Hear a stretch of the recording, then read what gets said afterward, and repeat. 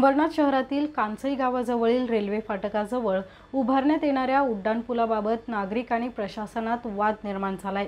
नागरिकांनी हा पूल वळवण्याची मागणी केली आहे, तर पालिका आणि रेल्वे प्रशासनाने याला नकार दिलाय। कांसई परिसरात नव्याने उभारल्या जाणाऱ्या उड्डाणपुलाला स्थानिक नागरिकांनी तीव्र विरोध दर्शवला आहे।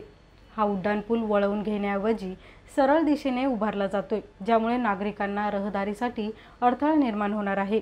या उड्डाणपुलाला वळण देऊन कांसई स्मशानभूमीच्या दिशेने नेल्यास अंबरनाथ शहरातील 2 मोठ्या भुयारी वाहिन्यांना धोका निर्माण होऊ शकतो, असं पालिका आणि रेल्वे प्रशासनाने प्रत्यक्ष पाहणी केल्यानंतर समोर आलं। तसंच पूल वळवल्यास बांधकामाचा खर्च आणि वेळ वाढण्याची शक्यता आहे।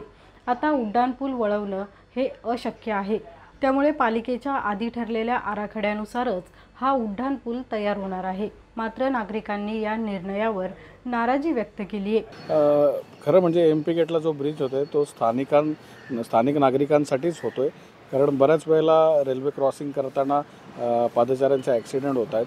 प्रशासनाने एक चांगला निर्णय घेतला होता, पण इथल्या स्थानिक प्रशासनाने ज्या वेळेला या ब्रिजवरचं लेआउट बनवलं ते इथल्या स्थानिक नागरिकांच्या फायद्याचं नव्हतं।